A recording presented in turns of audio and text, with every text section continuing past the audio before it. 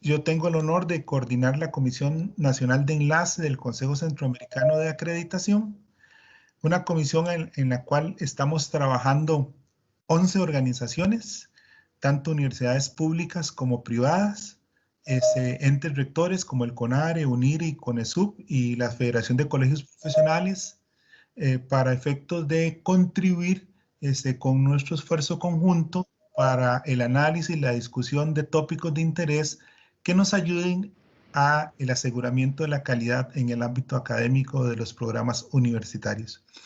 Este ciclo de conferencias se enmarca dentro de un tema que nos pareció propicio, que es el rol docente, que creemos que es un actor clave en cualquier intento por el aseguramiento de la calidad de los productos formativos. Cualquiera que sea el modelo de acreditación que se utilice o la estrategia, todo tiene que ver de una u otra manera con el docente. Y cualquier esfuerzo de mejora, al final de cuentas, se materializa o no en el, el acto educativo docente universitario en la clase. No sé si se alcanza a ver. Sí, sí se alcanza, ya estamos viendo. En La todo voy caso, a poner en grande, sí, ahora sí. les explico las reglas del juego Por favor. para que entendamos.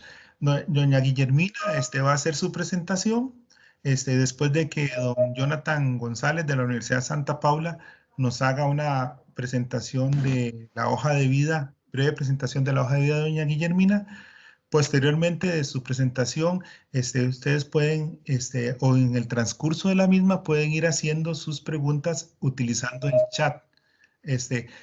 Al finalizar, para los interesados, normalmente los autores nos permiten utilizar y distribuir su presentación, y también la misma va a ser grabada para efectos de compartirla posteriormente con todos ustedes en un canal de YouTube que es y una línea de enlace que se les estará compartiendo. Jonathan, ahora, por favor. Bueno, muy buenos días a todas las personas. Doña Guillermina, queremos darle una cordial bienvenida a nombre de la Comisión Nacional de Enlace del Consejo Centroamericano de Acreditación y también a nombre de todos nuestros países centroamericanos y del Caribe. En esta sesión, doña Guillermina, nos acompañan personas de Panamá, Costa Rica, Honduras, Guatemala, México también, de República Dominicana, entre otros lugares, tanto del sector público como privado, ¿verdad? Entonces, primero queremos agradecerle a usted su valiosa participación, es invaluable el tiempo que comparte con nosotros y de antemano, de nuevo, gracias. Voy a hacer un resumen pequeñito del abundante currículum de la doctora Guillermina Baena Paz. Ella es de nacionalidad mexicana, licenciada en Ciencias de la Información, maestra en Administración Pública y doctora en Estudios Latinoamericanos. Desde 1968 es profesora de la UNAM y en diversas instituciones educativas. Ha publicado más de 50 libros impresos y digitales.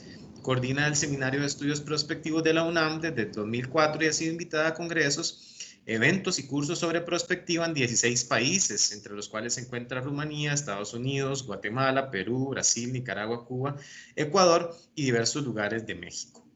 Dirige la serie Working Papers, Papers de Prospectiva y Cuadernos de Pensamiento Prospectivo Iberoamericano, así como también dirigió la revista del Instituto de Administración Pública del Estado de México, desde el 2011 al 2018.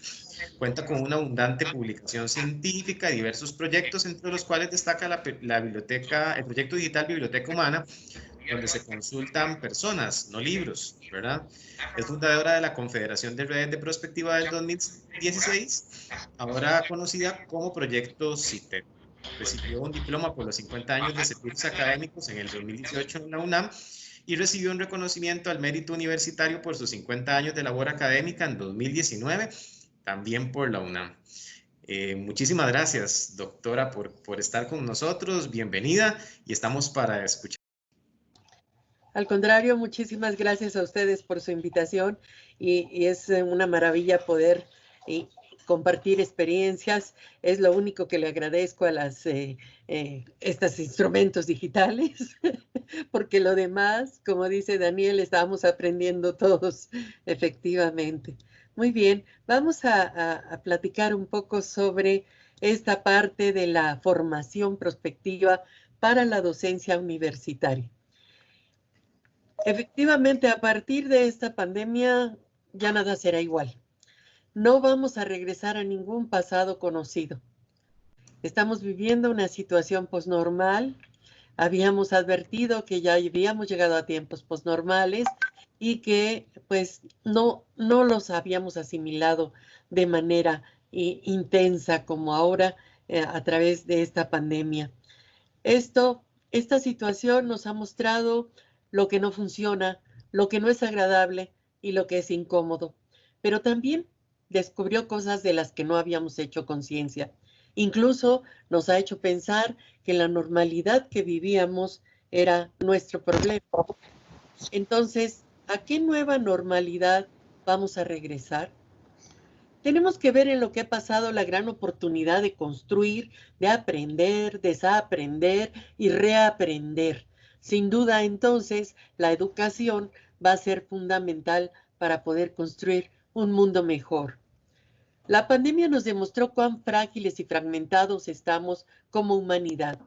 El individualismo, promovido por un modelo económico y tecnológico, nos alejó de la comunidad, del colectivo, de la familia misma, del cuidado del medio ambiente y del único planeta que habitamos. Desnudó nuestras miserias, egoísmos e incapacidades para encontrar en la desgracia del confinamiento las esperanzas de una nueva situación, una conexión planetaria y una interacción familiar, lo que realmente nos hace felices, lo que debe ser la resiliencia y la realización humana. Así que todo nos reta a la búsqueda de un nuevo modelo educativo. De repente el futuro se adelantó, pues cuando Doctora, disculpe, en algunos países. ¿Me escucha, doctora? ¿Sí? Perdón que la interrumpa. Si está compartiendo la pantalla en este momento no la podemos ver. No me digas. Ajá, caray. Deja ver, entonces, me regreso. A ver, ustedes me avisan. Tengo mi presentación, pero... Sí, hay que nuevamente darle compartir pantalla en la sección habilitada, en la plataforma. Sí, allí le había yo marcado, pero parece que no hizo caso, ¿verdad? A ver, vamos a ver. Ya le di otra vez compartir. ¿Ahora sí? ¿Ahora sí se alcanza a ver? Sí, doctora, se ve perfecto. Sí, señora. A ver, la voy a ampliar y ustedes me dicen porque hace rato cuando la amplié parece que fue cuando desapareció. ¿Ahora sí? Sí, señora, se ve perfecto, doctora. Muchas gracias. No, al contrario, qué bueno que me dices porque te digo que esta parte es la que luego se vuelve muy complicada. A ver, espérame tantito. Un segundo. A ver. Oh. Bien. ¿Estamos bien? Ahí, doctora, nuevamente la perdimos, sí. Ah, caray. Creo que como que minimizó algún asunto y se va a la pantalla. Deja ver. Sí, efectivamente debe haber algún problema ahí. Un segundo. A ver, ahí voy otra vez. Perdón, ¿eh? Entonces, ahí voy. Compartir otra vez. Ahora sí. Ahí se ve perfecto, doctora. Amplío y a ver si no me hace lo mismo. ¿Está bien? ¿Hasta Sí. ahí vamos bien? Hasta ahí vamos perfecto. Hasta ahí vamos bien. Bueno, ahora que estábamos hablando de la pandemia, estábamos diciendo que lo bueno, lo malo y lo feo de la pandemia es lo que estábamos viviendo. Y de hecho, pues la frase final era que todo nos reta a la búsqueda de un nuevo modelo educativo, ¿sí? Y entonces, bueno, la educación en línea nos sorprendió a todos como un verdadero tsunami de eventos inesperados. Y pues, para algunos colegas dice que el futuro se adelantó cuando menos 20 años, porque de repente ahora todos debían tener clases en línea y esto estaba previsto de acuerdo a los países y su desarrollo tecnológico para muchos años más. Pero ¿qué pasaba con los docentes? ¿Sí? A los docentes, de hecho, nos prepararon, a muchos, con conocimientos todavía del siglo XIX. Y desde luego las estructuras académicas arcaicas del siglo XIX.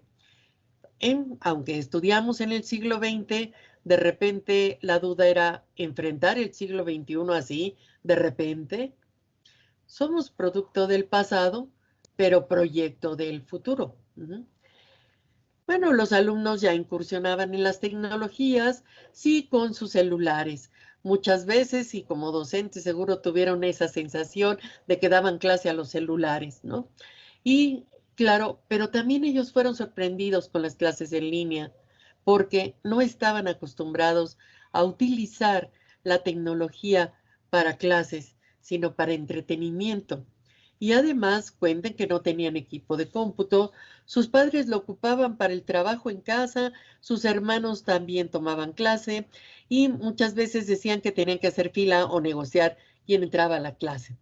Eso sin contar que a veces no era suficiente la banda ancha, que no se podían conectar y que hay lugares donde no llegaba el internet o se interrumpía mucho.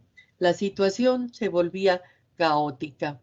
Hicimos una evaluación muy rápida, está en estos círculos de los problemas básicos que encontramos de la educación en línea con algunos de los alumnos de distintas escuelas y facultades y profesores de nuestra Facultad de Ciencias Políticas.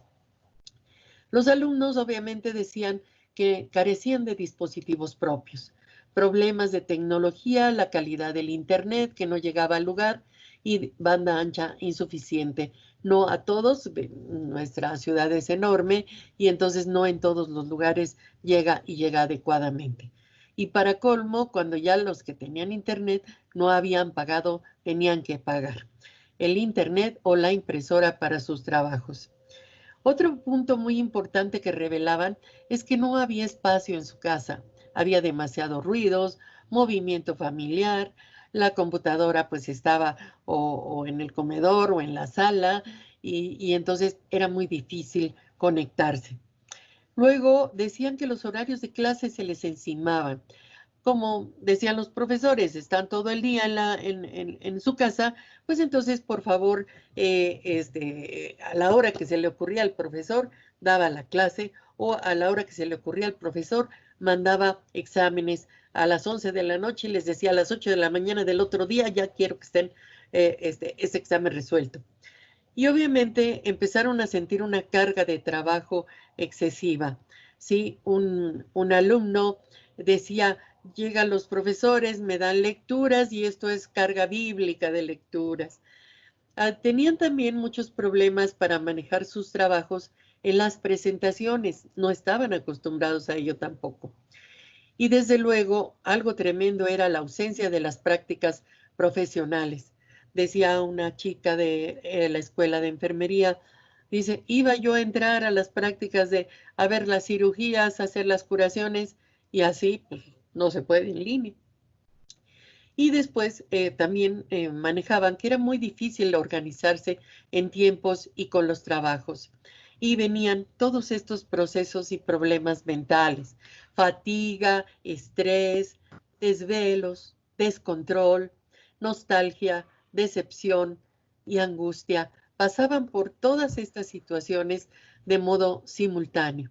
Y en vez de que, bueno, pues hubiera una situación más positiva. Y los docentes, por parte de los docentes, ¿qué era lo que estaba presente? Había un gran desconcierto, obviamente, y dificultades de pasar lo presencial a lo virtual. Y como fue sorpresivo, todo lo que ya estaba preparado presencialmente se pasó automáticamente a lo virtual con las consecuencias de que la situación no iba a estar nada positiva. Y claro, la ignorancia en el manejo de plataformas para la enseñanza era bastante, ¿sí? Había quienes entraban casi en párvulos porque nunca habían entrado a plataformas y quienes, bueno, ya manejaban un poquito más, pero eso no era lo importante, el manejo de las plataformas, sino tener que dar clases frente a esta situación. Otra experiencia también muy difícil, de gran complejidad, fue la de impartir clase frente a alumnos que supuestamente estaban conectados, pero no ponían su cámara y no participaban con el audio. Por una parte nos decían los técnicos que si ponían toda su cámara al mismo tiempo se congelaba la imagen, se salían los de la plataforma, etc. Y entonces fue gran pretexto para que la mayoría no pusiera cámara o no tenían cámara también, que será la otra situación. Y de repente el profesor, nos sentíamos que solo dábamos clase a unas bolitas por ahí que tenían iniciales y que no sabíamos si estaban, si no estaban, o qué. A pesar de que preguntábamos, ¿entendieron? Ya está todo claro. Pues nos decían, pues no decían nada. Y eso era verdaderamente angustiante, ¿no? Y entonces, ¿qué requerimos de los docentes? Nos empezamos a dar cuenta que teníamos que manejar variadamente apoyos virtuales, ser más creativos para abordar a los chicos, ser flexibles, empáticos, motivar más a los alumnos. Y otra cuestión que vimos es que no más de 2 horas de clase. Las presenciales teníamos programadas 4 horas de clase y esto pues se podía trabajar, pero en la parte tecnológica no era conveniente. Y luego pues algunos otros profesores invadían horarios de otras clases y los alumnos corrían de conectarse a conectarse de una u otra. Muy bien. Entonces fue una turbulenta acelerada a la manera de impartir estos contenidos en poco tiempo. El esquema, ¿cuál fue el resultado? Pues hay una evaluación de forma, esta que les platiqué, pero ¿qué pasa con los contenidos en medio de los cuadros patológicos de los estudiantes y de las angustias de los docentes? De entrada, así, esto no podía tener éxito. Esta manera de enseñanza no podría ser igual a la de antes. Y esto, bueno, pues nos recordaba algunas situaciones que tenemos que enfrentar y hacia allá voy para no hacer muy largo la exposición. Hace más de 40 años, un grupo de latinoamericanos creó el modelo Bariloche, que es un ejemplo de lo que la educación debe ser, con una claridad que ahora nos devela muchas situaciones importantes. Decían ellos: participar en la producción de cambios y vivir satisfactoriamente ese proceso exige una educación permanente. Ahí está lo que llegamos, de una educación para toda la vida. Desde la óptica aquí adoptada, decía Bariloche, no se trata ya de aprender y cambiar para vivir o sobrevivir, sino principalmente de vivir y aprender para cambiar y ser capaz de participar en los procesos de transformación de la realidad, ¿sí? Esta es la diferencia entre estudiar para la escuela o para la vida. El esquema, siguen diciendo los de Bariloche, indica la posibilidad de generalizar la educación como actividad normal de las personas a lo largo de la vida. Esto requiere que toda la población posea la capacidad y competencia necesaria para conducir su educación de manera autónoma. En ello radican puntos claves de la educación postulada. ¿Y cómo concebían la calidad educativa? Sus principales elementos eran estos. Aunque no lo crean, el punto número 1 era una orientación prospectiva.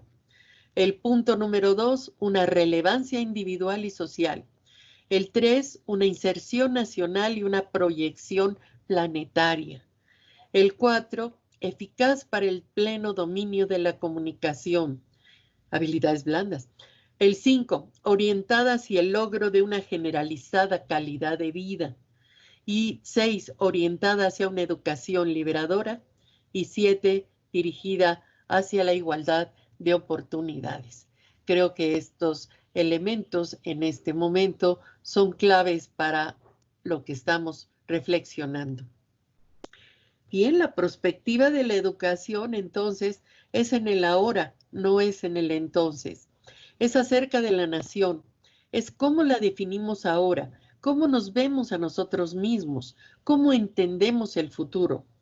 O bien nos guarecemos en el pasado o avanzamos para crear una nueva historia. ¿Por qué ya no podemos regresar al pasado? Ya no queda mucho. viejas estructuras educativas y viejas instituciones académicas que no acaban de morir en un mundo de lógica borrosa, conceptos zombies y sociedad líquida. Calidad educativa deteriorada con planes y programas obsoletos. La medida que el programa y el plan se tarda mucho en aprobarse, la calidad también se va deteriorando. Hay una mala formación de los profesores.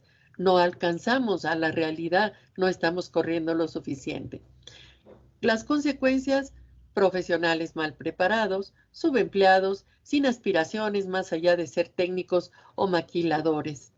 Y una gran proliferación de ninis, ¿sí? De chicos que ni estudian ni trabajan, llenos de frustración, desencanto y anomia. Y porque tenemos que estar conscientes de que en el mundo, solo una cosa cambió: todo. Y bueno, pues ya están encima los nuevos problemas. Hay una fuerza de trabajo anciana que está jubilada y se está jubilando y que aún todavía podría trabajar.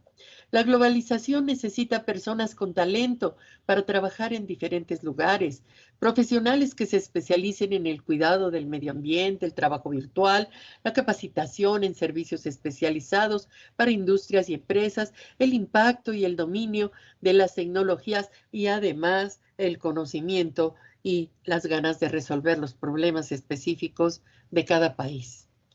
Estudios recientes han destacado que en los próximos años surgirán, y ya están surgiendo en algunos casos, cuando menos 130 nuevas carreras diferentes a las tradicionales. Muchas de las actuales ya no servirán.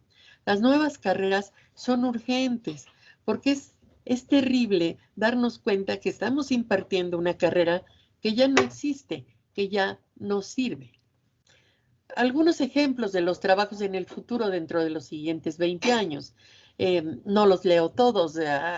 Hablemos, por ejemplo, del manipulador que tiene que manipular datos basura, del organizador de vidas electrónicas, del manager de avatares o creaciones de cómputo aún para dar clase, de un policía que va a modificar tiempo, el vigilante de cuarentena. Fíjense, desde el 2010, hace 10 años ya se preveía que debía haber un vigilante de cuarentena y ahora la OMS está hablando de vigilantes de cuarentena. Y bueno, pues granjeros verticales, ¿no? Porque si todas las ciudades van a ser cada vez más grandes y las áreas rurales más chicas, se requieren granjas verticales y por lo tanto granjeros verticales. Por cierto, el dueño de Amazon, Jeff Bezos, ya está trabajando en granjas verticales. Al rato se las va a entregar vía Amazon seguramente. Bueno, nanomédicos, el diseñador de partes de cuerpo, etcétera, etcétera. De todos modos, estas láminas se les quedarán a los que las necesiten para que vean los otros trabajos que se sugieren. Los desafíos para el profesor.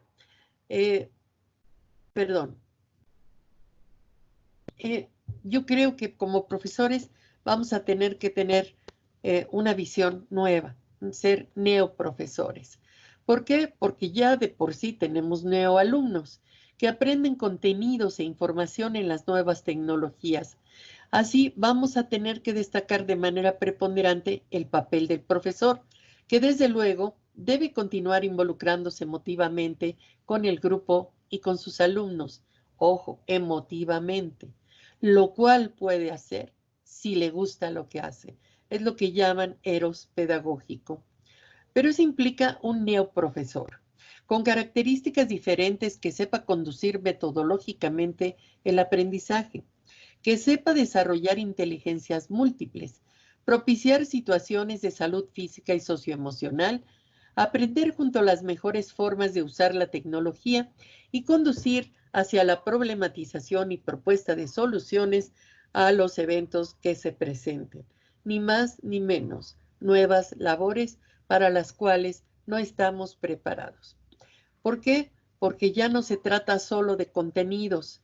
Vamos a ver que casi todos están en la web. Se trata de apropiarnos de la tecnología como medio, no como fin, y aprovechar eso que está ya en la web para nuevas formas de enseñar, para desarrollar también capacidades que permitan a los estudiantes adoptar y adaptar conocimientos, innovar e inventar, crear e imaginar. Nuevas capacidades, nuevas inteligencias que vayan dirigidas precisamente a este tipo de situaciones, porque contenidos va a haber muchos, conocimientos va a haber muchos. ¿Cómo hacemos para adoptarlos y adaptarlos para la vida? Eso hay que enseñarlo a los chicos. Y la educación, pues, va a ser para toda la vida. La enseñanza mediante dinámicas de juego va a ser fundamental.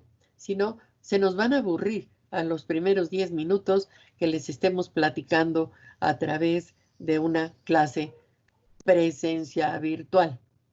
Hay que enseñar a los alumnos a ser tecnocreativos, entender la solidaridad y responsabilidad social como algo fundamental, integrar redes colaborativas de aprendizaje con una conexión planetaria. Eso va a ser maravilloso porque vamos a poder preguntarle al científico que está en Suiza o que está en Australia cómo van las cosas y cómo se pueden hacer mejor, y entonces habrá redes colaborativas, habrá redes donde intercambiemos imaginaciones, invenciones, innovaciones.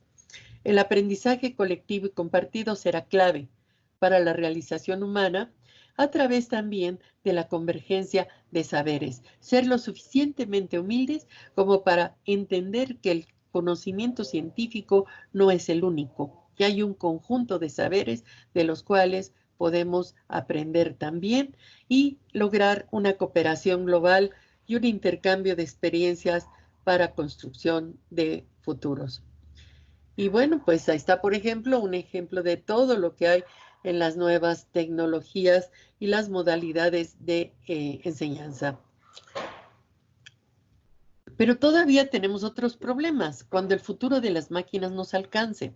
El futuro de la inteligencia artificial, las máquinas, los avances tecnológicos, el Internet de las cosas y la poshumanidad ya están aquí. ¿Desaparecerá la humanidad como la conocemos? ¿O eso es lo que queremos? Estamos guarecidos en el todavía para formar seres humanos, la educación en el presente para el futuro. Nuevos desafíos tenemos que enfrentar, nuevas formas de pensar, nuevas fórmulas para educación creativa, pero sobre todo pleno desarrollo del ser humano como humano. ¿Por qué? Porque ya están aquí los robots, ¿sí? Simplemente el director de ingeniería de Google, Ray Kurzweil, dijo que la inteligencia artificial va a igualar la inteligencia humana en el 2029. Y a este paso yo creo que antes.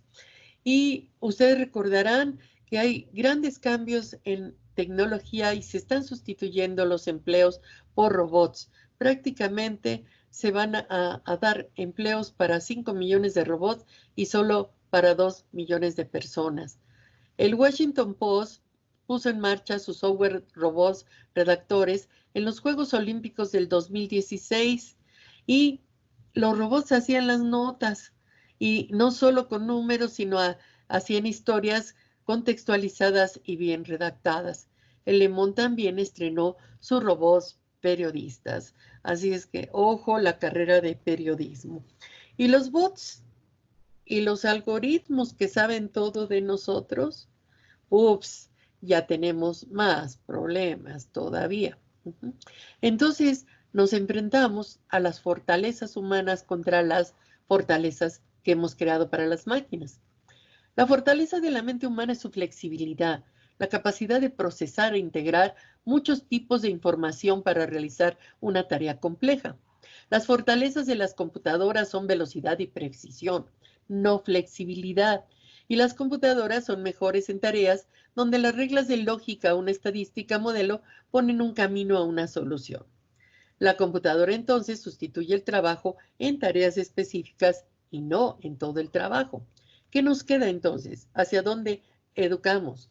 Flexibilidad, efectivamente. Capacidad de procesar e integrar muchos tipos de información para realizar una tarea compleja, como la solución de problemas para procedimientos de operación que no existen y trabajar con nuevas informaciones, adquirir el sentido de las mismas comunicándolas a los demás.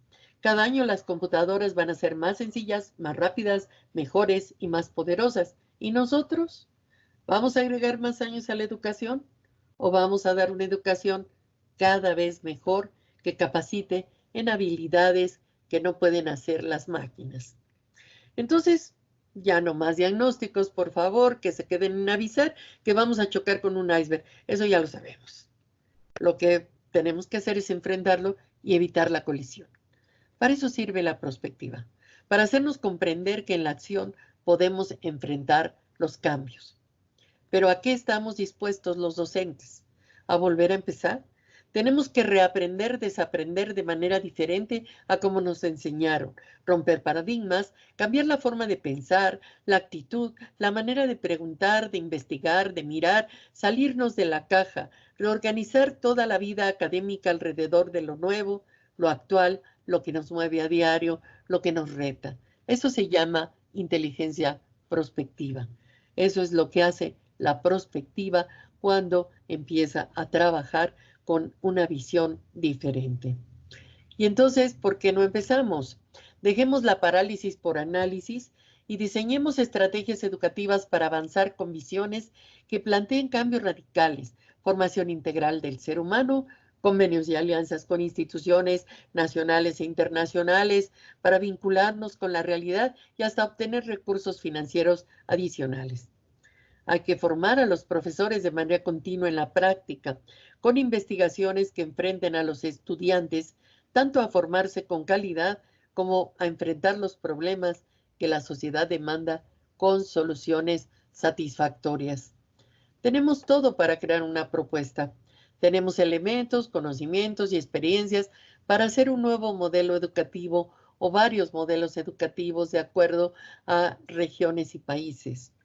Caminemos hacia lo que se llama el futuro plausible, o sea, el que hemos pensado, que podemos concretar en cada una de nuestras realidades. Ambas situaciones logran el escenario plausible, o sea, lo que pensamos y la realidad. Pero si decimos es que es imposible el cambio como lo esperamos, pues fíjense que si empezamos a caminar con ese futuro plausible, nos va a ayudar a llegar a un futuro deseable. Pensamos que el modelo educativo tiene que tocar dimensiones de salud física y socioemocional, seguridad, tecnología y los contenidos específicos de la asignatura o carrera. No es complicado. Complicado ya será cuando nosotros empecemos a crear precisamente un modelo distinto. A ver, un segundito, porque ahora aquí está. Entonces, bueno, esta es una propuesta de un modelo educativo, ya lo verán ustedes con calma, viene a recopilar todo esto que hemos hablado, agregando pues algunas situaciones donde tenemos que entender que el conocimiento es un bien público y que hay mínimos comunes y bienes públicos globales, que todo tenemos que irlo tomando en cuenta, que pues somos interdependientes, por lo tanto hay que formarnos en la globalización más en la educación que nos tienen que dar para ciertas áreas y que el pensamiento es transversal. No me detengo ya. Simplemente es una propuesta y es una idea. Y la filosofía de esta propuesta serían 3 elementos. Enseñar a pensar. Hay que pensar más rápido que la inteligencia artificial. Enseñar a sentir en cuerpo y alma. Enseñar a vivir. La felicidad como camino y como meta. Lo siguiente es convertir ese futuro imaginado con visiones diferentes en un constructo social compartido que lo vuelva real. Porque el futuro es quizá la única de las cosas por las que vale la pena seguir luchando. Muchas gracias. Doctora, bueno, ¿qué le puedo decir? Siento que nos ha dejado sin palabras. Su presentación es realmente maravillosa, ¿verdad? De manera personal, quiero decirle que me conmueve muchísimo escuchar a una persona tan preparada como usted mezclar cosas de la perspectiva docente con asuntos tan humanos, tan relacionados con la vida humana como la felicidad y la realización, ¿verdad? De nuevo agradecerle y voy a tratar de hacer una pequeña síntesis, doctora, de lo que usted ha mencionado para tratar de irnos a las preguntas de las personas que tenemos participando el día de hoy. Bueno, la doctora Baena al inicio de su conversación nos dice que no vamos a regresar a ningún pasado conocido, ¿verdad? Y nos invita a preguntarnos sobre a qué nuevas normalidades que vamos a regresar.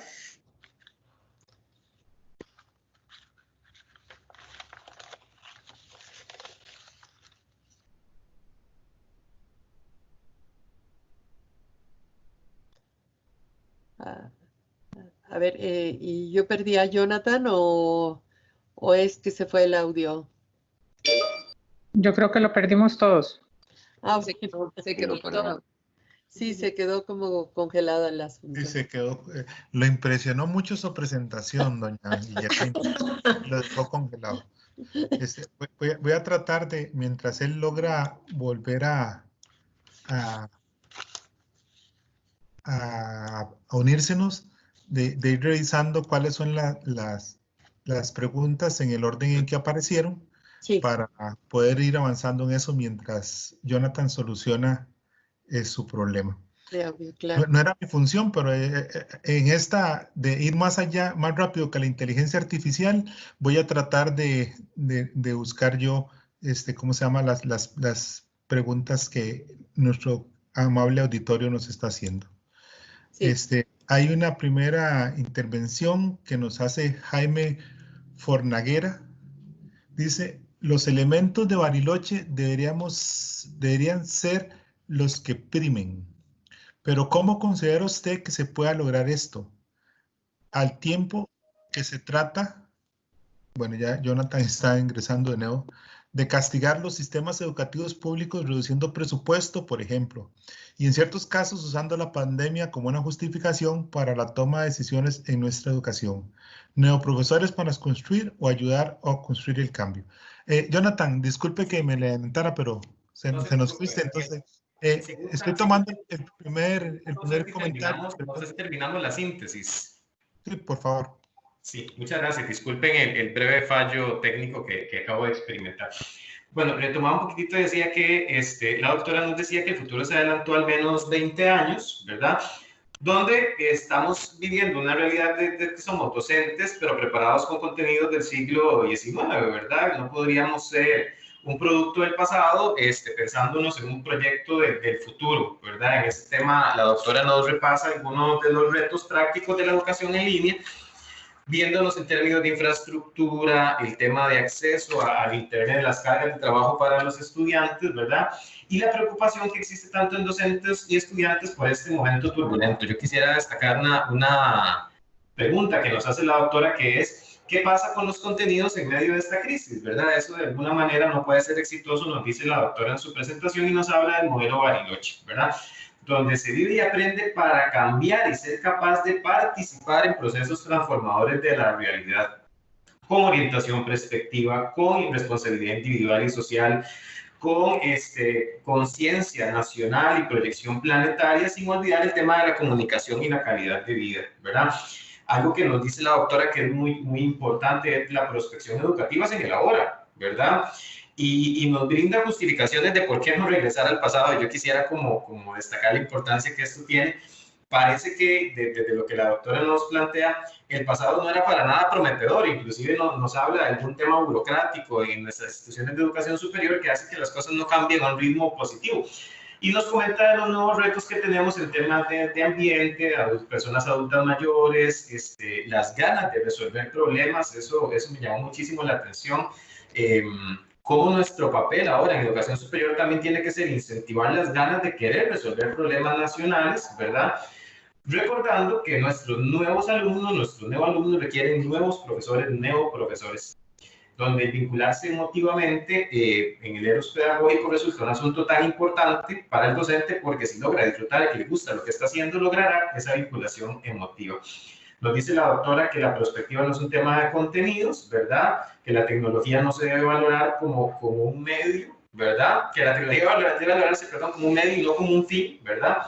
Que hay que generar habilidades como innovar, inventar, crear, imaginar, en medio de todos estos retos de inteligencia artificial, flexibilidad, contextos de la educación, y comprender que la perspectiva es entender que podemos en el presente afrontar los cambios. Finalmente, la doctora nos dice que la inteligencia prospectiva nos debe de hacer cuestionarnos sobre hacia dónde nos debemos dirigir en la formación integral, en los vínculos estratégicos, en una formación docente que responda a los retos del futuro que llegaron hoy y que nos permita aproximarnos a ese futuro plausible, ¿verdad?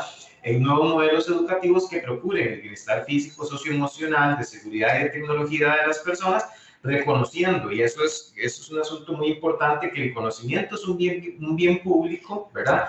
Que debe dirigirse a enseñarnos a pensar, sentir y a vivir, ¿verdad? Teniendo en cuenta que la felicidad es un camino que debemos construir y también plantearlo como meta. Vamos entonces a las preguntas. Don Daniel, no sé si ya había realizado alguna pregunta o la retomamos. Bueno, yo solamente me fui a la primera y se la mencioné rápidamente a doña Guillermina. La vuelvo a leer para que te ubiques y puedas eventualmente seguir a partir de ahí. Repito, dice don Jaime Fornaguera, los elementos de Bariloche deberían ser los que primen. Pero ¿cómo considera usted que se pueda lograr esto al tiempo que se trata de castigar los sistemas educativos públicos reduciendo presupuesto, por ejemplo? Y en ciertos casos usando la pandemia como una justificación para la toma de decisiones en nuestra educación, neoprofesores para construir o ayudar a construir el cambio. Es una pregunta con algún comentario, entonces no sé si quiera referirse, doña Guillermina. Ajá. Sí, son importantísimas.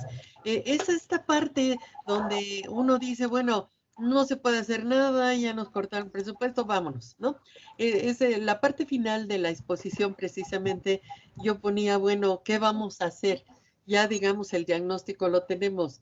En perspectiva, siempre tenemos el no y tenemos que ir por el sí. Ese es el cambio un poco que tenemos que tener de mentalidad, porque efectivamente, si no avanzamos, no hay manera. Ahora, ¿qué es lo que yo decía?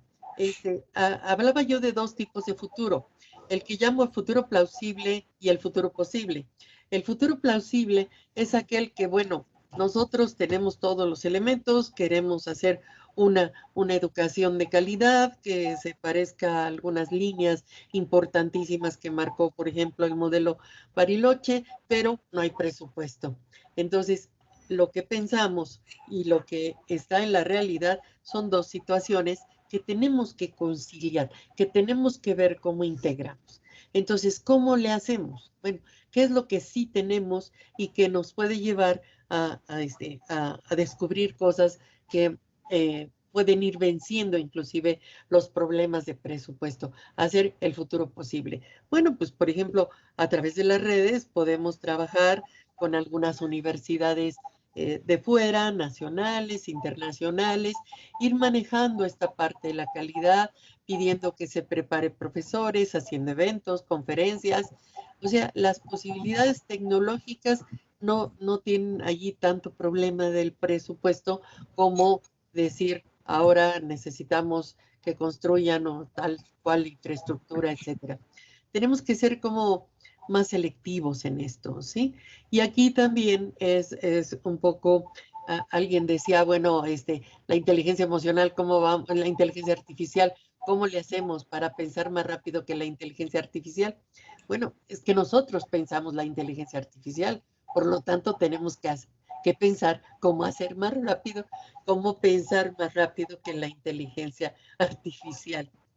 Por cierto, aquí hay una anécdota rapidísimo, se las cuento, de Mark Zuckerberg con Elon Musk, ¿no? Mark Zuckerberg estaba haciendo experimentos con inteligencia artificial y Elon Musk le había advertido, todavía no los hagas, no es momento, no estamos preparados. Y entonces la máquina creó un lenguaje propio, ¿sí? Y entonces Mark Zuckerberg se dio cuenta que estaba generando un lenguaje propio porque le decía que el inglés era muy lento. la misma máquina decía que el inglés era muy lento y entonces se espantó tanto Zuckerberg que coartó su proyecto de inteligencia artificial. Allí llegó. Y entonces Elon Musk dijo, te lo dije, el odioso, se los dije. Entonces, bueno, hay opciones, ¿no? Y evidentemente, pues, tenemos que ir venciendo este tipo de situaciones en donde tenemos que caminar con las dos piernas, ¿sí? La primera sobre lo urgente y la segunda sobre lo importante. Vamos hacia lo importante, pero también ir resolviendo lo urgente, porque si no, no caminamos, ¿sí? No caminamos, no podemos caminar simultáneamente con las dos piernas, tendríamos que brincar y eso sería muy difícil. Doctora, antes de que don Daniel continúe con otras preguntas, quisiera decirle que en el chat de la sesión hay muchas felicitaciones para usted. La gente le agradece, dice que sus reflexiones son inspiradoras, que son muy profundas, ¿verdad? Y que necesitamos entenderlas o reflexionarlas con muchísima más calma, ¿verdad? Por el valor que tienen. Y bueno, quería hacer constancia de esos buenos deseos que le están enviando los participantes a usted a través del chat de esta sesión de videoconferencia. Muchas gracias a todos, claro. Y que esperemos que no sea la última vez que podamos intercambiar experiencias.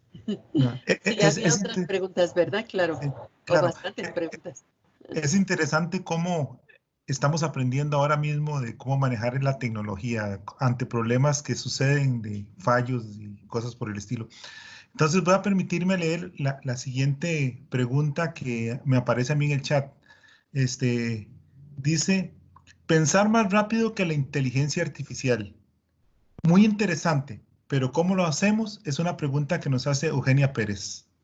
Sí, era precisamente a la que me refería yo hace rato con la misma anécdota de Mark Zuckerberg, que efectivamente, bueno, nosotros somos los que pensamos la inteligencia artificial, no puede pensar la inteligencia artificial más rápido. ¿Hacia dónde vamos? ¿Qué flexibilidad vamos a tener?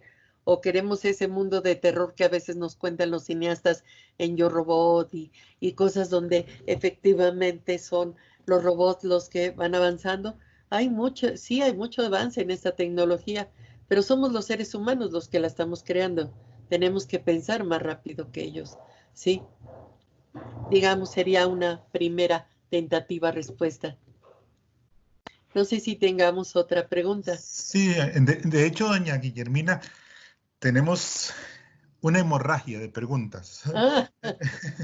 Entonces vamos a tener que rescatar algunas y de antemano le pedimos disculpas a los compañeros que no les pasamos la pregunta inmediatamente a doña Guillermina. Vamos a ver cómo hacemos para por lo menos hacerles llegar la presentación y eventualmente puedan repasar esta grabación para que puedan ustedes mismos reflexionar. Flor, un invitado nos dice, me gustaría saber si tiene referencia de universidades en las que estén implementando un modelo con perspectiva en la formación docente. Sí, la más famosa es la de Finlandia. Ellos ya tienen rato trabajando. Finlandia es un ejemplo interesantísimo de cómo aplicar el futuro desde los niveles ciudadanos hasta los niveles de toma de decisiones. Y ellos tienen un centro de estudios de futuro en donde constantemente, bueno, están haciendo cursos, eventos y también preparan gente del extranjero. Y tienen pues gran éxito porque sí lo están aplicando a nivel general. Hay otras universidades que aplican la prospectiva de manera colateral y como formación para prospectiva de seguridad, prospectiva en ciencia y tecnología, etcétera. Y obviamente es esta parte. Y profesores, por ejemplo, en nuestro continente prácticamente pues hay maestrías de prospectiva, no solamente para preparar a profesores, sino especialistas en prospectiva. Obviamente es Colombia, que ya tiene muchísimos años con su maestría y están instaurando su doctorado. En México hay una en el TEC de Monterrey. Obviamente, decíamos, van dirigidas más hacia la empresa privada, hacia situaciones muy particulares de formación, ¿sí? No exactamente profesores, como el caso de Finlandia, que allí sí es más marcado el asunto de los profesores. No sé si haya alguna otra. Sí, claro. Antes que nada, Jonathan, parece que tienes la cámara en una posición un poco incómoda. Entonces, no queremos ser parte de los memes que... Ah, bueno, perdón, ese es otro compañero. Sí. No era Jonathan, era otro compañero. Sí, es que les pedimos gentilmente que apaguen las cámaras para efectos de que el ancho de banda no nos dé un problema más allá de lo manejable. Sí, Mayela Picado Vega nos dice, mucho gusto, doña Guillermina Mayela Picado, para servirle. En su exposición retoma un tema de que si es necesario que los docentes pasen por un proceso de reclutamiento y selección por competencias, con pruebas psicométricas, igual que todos los procesos donde midamos liderazgo, vocación de servicio, por ejemplo. Me gustaría mucho conocer su pensamiento al respecto. En la cuestión docente hay más de vocación, en mi opinión particular, ¿sí? Tiene uno que tener más la vocación. Ya la vocación ya es una ganancia fundamental porque viene esta parte de la responsabilidad, de la entrega, del cuidado con los alumnos, de la atención a ellos. Sí tendría que tener obviamente un nivel de experiencia y de formación que corresponda al nivel que van a enseñar. Y que, bueno, pues de alguna manera pueda ser precisamente esta parte relevante. Más bien, todas estas pruebas a las que mencionas, a mí se me ocurren hacérselas a los tomadores de decisiones, que son los que quitan los presupuestos a las universidades o los que de repente no entienden cuál es la labor que se tiene que hacer en la docencia. Entonces, pues, en lo particular, yo preferiría que las evaluaciones de un docente fueran mucho más de vocación y luego de formación, ¿sí? Es una experiencia que me ha dejado, creo que 53 años de docencia. No digan cuántos, por favor. Entré muy joven, casi bebé. Sí. Vamos a hacer un par de preguntas más, doña Guillermina, para no abusar de su tiempo y de los compañeros del auditorio. Y después Jonathan nos va a hacer como un resumen de los múltiples comentarios para efectos de también darle participación, aunque de manera indirecta, de esa forma a los que han comentado, que son muchos, su brillante exposición. María Cristina Ventura nos dice, la modernidad hizo de la educación una experiencia mecánica, estática, dejando de lado la creatividad, la imaginación. Lo prospectivo tendrá que ver también con retomar esto para que esto fue arrancado del proceso educativo. ¿No sería importante pensar en la educación para la vida frente a una educación que solo se piensa para toda la vida? Bueno, leo la pregunta tal y como aparece. Sí. Esto es fundamental. La prospectiva trabaja, llamamos nosotros inteligencia prospectiva, a una visión que también tiene que ver con la situación anticipatoria. Nuestras capacidades de desarrollo anticipatorias tienen que ver con todo esto y que de alguna manera estamos tocando efectivamente en las capacidades anticipatorias, estamos resaltando que todos los seres humanos tenemos diferentes tipos de inteligencias que no hemos desarrollado y dentro de ellas las anticipatorias, que son las que nos van a llevar hacia visiones de futuro y a transformar la manera de pensar, de ser, de actuar, de adoptar y adaptar conocimientos. Entonces es el encuentro con nuevas metodologías, es el encuentro con nuevos paradigmas, la estructuración de nuevos paradigmas. Allí viene, o curiosamente, vamos reuniendo una serie de situaciones de conocimientos, como dijimos en la exposición, de los conocimientos que ya existen, los vamos integrando. Por ejemplo, tenemos un modelo que puede trabajar las inteligencias múltiples, en tanto la inteligencia cognitiva, la inteligencia emocional, la inteligencia espiritual y ahora la inteligencia corporal. Todo esto hace sinergia y va conformando un ser humano diferente, un ser humano que realmente en la educación persigue la felicidad, ¿sí? Pero la felicidad no como meta, sino como camino. Así dicho, es un verdadero tsunami dicho así de rápido, pero efectivamente la inteligencia prospectiva nos ayuda precisamente a trabajar estas capacidades innatas que tenemos y a identificar nuestros recursos. Tenemos recursos individuales que son todos estos, pero hay que conocerlos y hay que trabajarlos. Lo corporal, lo emocional, lo espiritual, lo cognitivo. Tenemos recursos comunitarios, ¿sí? Ahora, con la pandemia, tenemos conexiones planetarias, cooperación global, solidaridad, apoyo mutuo y una serie de elementos de valores. Y tenemos ahora recursos tecnológicos, que son los que tenemos ahora que apropiarnos de ellos para poder trabajar, integrar todos nuestros recursos. Por ahí está trabajando ahora la prospectiva.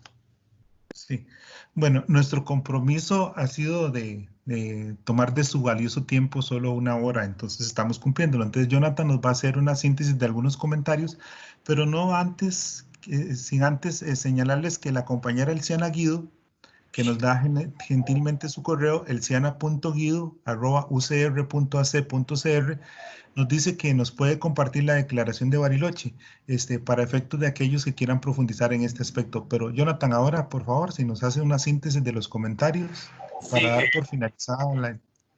Claro, agradecerle a todas las personas que nos han escrito. La verdad, como dice don Daniel, son muchísimas personas las que han opinado a través del chat de la reunión, pero bueno, en su grueso, muchas personas dicen que la presentación de la doctora se evidencia su humanidad, su compromiso y su visión de futuro, que debemos hacer más desde la prospectiva y le agradecen nuevamente por sus planteamientos. Otras personas reiteran sobre el tema de la vocación del docente y la importancia que eso tiene en el proceso de enseñanza-aprendizaje. Otras personas dicen que la felicidad y el desarrollo humano son parte de las competencias que debemos reforzar tanto en nuestros estudiantes como en nuestros docentes, y rescatan muchos de los participantes la función social de la universidad y la función humanizadora de la universidad en relación con los retos de futuro que estamos viviendo hoy. Bueno, de nuevo, doctora, queremos agradecerle su participación. Sin duda es realmente esclarecedora. Para muchos que en algún momento teníamos alguna idea ahí sobre prospectiva, su visión nos aclara muchísimo, y ojalá podamos compartir nuevamente con usted en otros momentos, que podamos vincularnos nuevamente para poder escucharla, que es algo verdaderamente gratificante. No sé si quiere darnos unas últimas palabras, doctora. No, pues al contrario, me sentí pues muy conmovida por tanta opinión. Realmente se los agradezco y ojalá que efectivamente hayamos podido pues compartir algunas de estas ideas y que nos enriquezcan a todos, porque también a mí me enriquece esta integración y este intercambio de experiencias. Con todo gusto, cuando ustedes quieran. Y bueno, para finalizar, acuérdense de que Mandela decía, bueno, pues a lo mejor cambiar la educación, bueno, puede ser imposible, pero Mandela ahí es donde decía, lo imposible parece imposible, pero hasta que se hace. Se vuelve posible cuando se hace. Entonces, bueno, sí se puede. Muchísimas gracias, doctora. Podemos transformarnos, claro que sí. Muchísimas gracias, ha sido un gusto compartir con usted. De parte del Consejo Nacional de Acreditación, queremos recordarles que todavía tenemos unas actividades en el marco del ciclo de conferencias de la incidencia de la gestión docente en el aseguramiento de la calidad en los procesos formativos en el ámbito universitario, siendo la próxima el día 30 de julio a las 9 de la mañana, que nos va a acompañar la doctora Marisol Vidal con experiencias exitosas para la docencia universitaria efectiva. Queremos desearles el mayor bienestar a todas las personas que nos acompañan y le damos gracias tanto a autoridades universitarias que participaron del día de hoy como a personas del ámbito estratégico de la educación superior de toda América Central y el Caribe, y esperamos que esta serie de actividades sea de mucho valor para ustedes y los esperamos en la próxima sesión. Ha sido un gusto compartir con todos y todas. Muy buenos días.